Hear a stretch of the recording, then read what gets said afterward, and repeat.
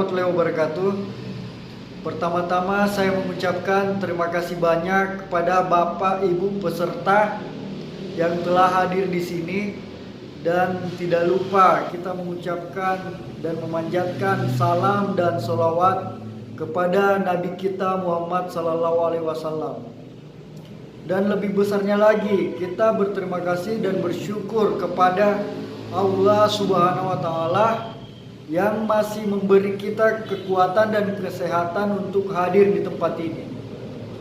Di pertemuan kali ini kita akan membahas modul 4, yaitu pencegahan dan penanganan stunting melalui pemenuhan kesejahteraan bayi baru lahir dan ibu menyusui. Sebelum kita lanjut, saya mau bertanya dulu kepada Bapak Ibu Saudara. Apa yang Bapak Ibu Saudara yang sudah Bapak Ibu Saudara pelajari di pertemuan sebelumnya? Dan apakah sudah Bapak Ibu Saudara menerapkannya di rumah Bapak Ibu Saudara?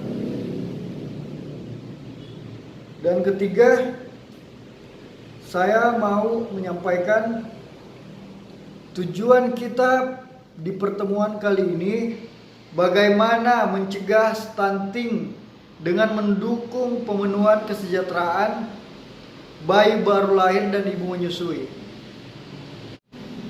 Ya, sebelum kita lanjut, saya akan membagi dua kelompok dulu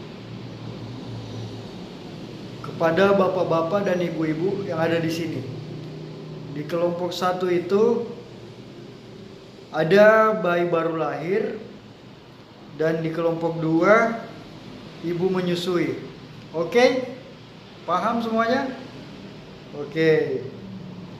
Jadi saya meminta kepada bapak ibu-ibu, bapak-bapak dan ibu-ibu untuk menuliskan hasil diskusinya ke dalam tabel yang ada di HP saya ini. Oke? Paham ibu-ibu, bapak-bapak? Oke. Sebelum kita lanjut, saya akan mendeskripsikan sedikit tentang modul 4, yaitu pencegahan dan penanganan stunting melalui pemenuhan kesejahteraan bayi baru lahir dan ibu menyusui.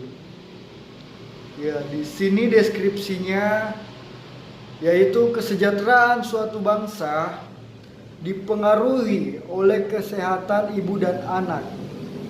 Salah satu indikator keberhasilan pembangunan kesehatan di suatu negara adalah menurunnya angka kematian ibu atau AKI dan angka kematian bayi atau biasa disebut dengan AKB.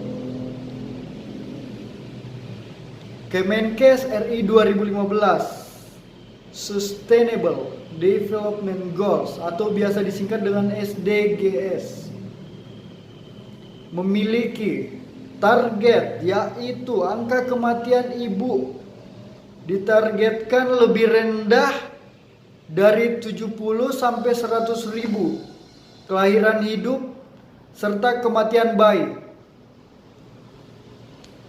lebih rendah dari 12 sampai 1000 kelahiran hidup. Angka ini salah satunya dipengaruhi oleh kesejahteraan ibu yang berhasil menyusui ASI saja sampai 6 bulan dan lebih dari 6 bulan untuk mengoptimalkan tumbuh kembang anak dan mencegah stunting pada anak.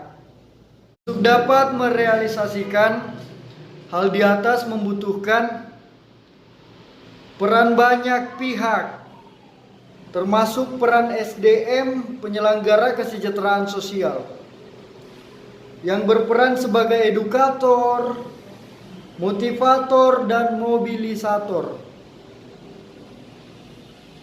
termasuk peran keluarga dan masyarakat untuk dapat menyejahterakan ibu menyusui dan bayi baru lahir dengan cara memberikan dukungan dan mengatasi hambatan serta menemukan solusi bersama untuk mencegah dan menangani anak stunting.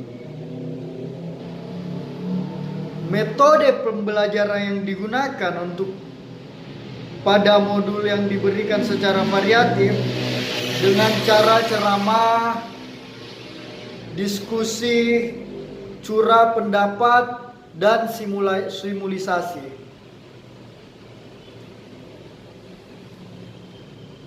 Jadi sebelum kita lanjut lagi di pembagian kelompok tadi, saya menjelaskan sedikit lagi sebagai bahan bacaan kita semua, pembelajaran kita agar kita menerapkannya di rumah.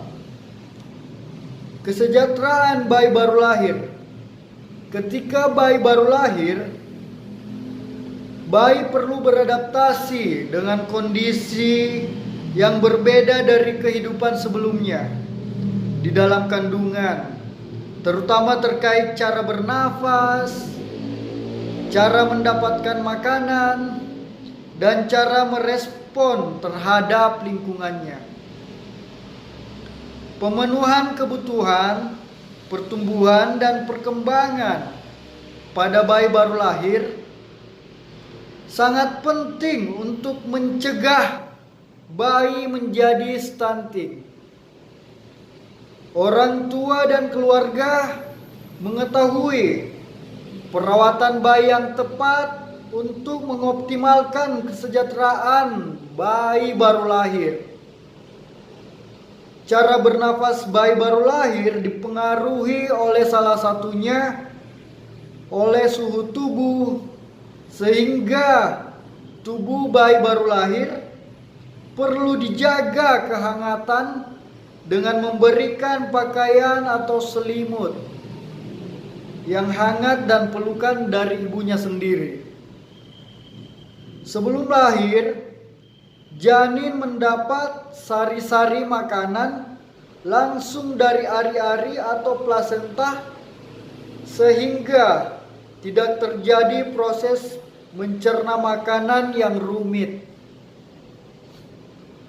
Ketika lahir, bayi beradaptasi dengan menelan dan mencerna makanan pada bayi baru lahir.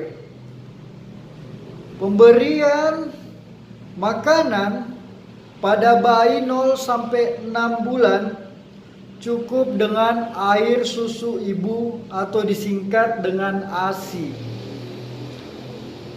ASI saja tanpa tambahan yang lain karena kapasitas lambung dan sistem pencernaan bayi masih sangat terbatas.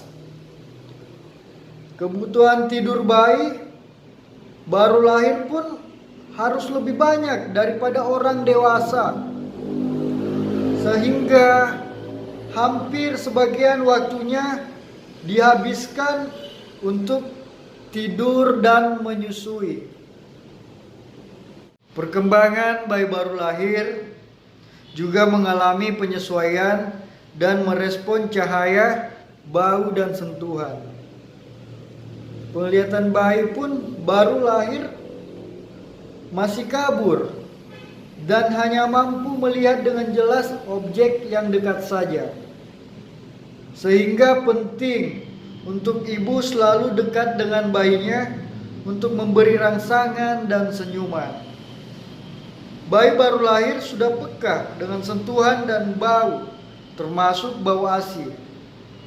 Sehingga saat lahir dapat dilakukan perlekatan kulit langsung antara ibu dan bayi dengan IMD di pelayanan kesehatan dan ASI eksklusif di rumah. Modul ini memberikan pengetahuan dan keterampilan untuk ibu, bapak sebagai orang tua untuk mendapatkan informasi layanan yang tepat untuk bayi baru lahir sampai berusia 6 bulan. Oke, yang kedua, kesejahteraan ibu menyusui. Mungkin singkat saja sebelum kita lanjut ke sesi berikutnya.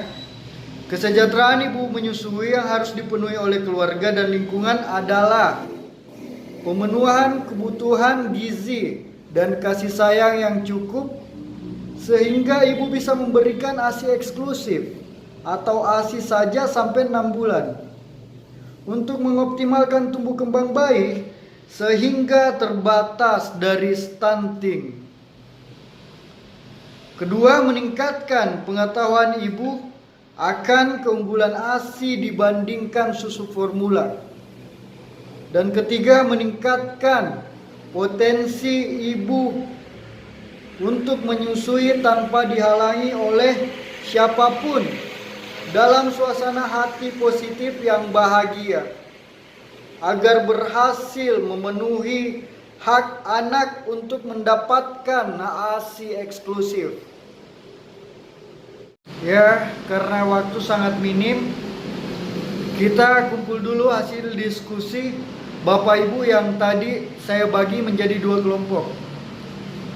Oh iya, terima kasih Bapak Ibu.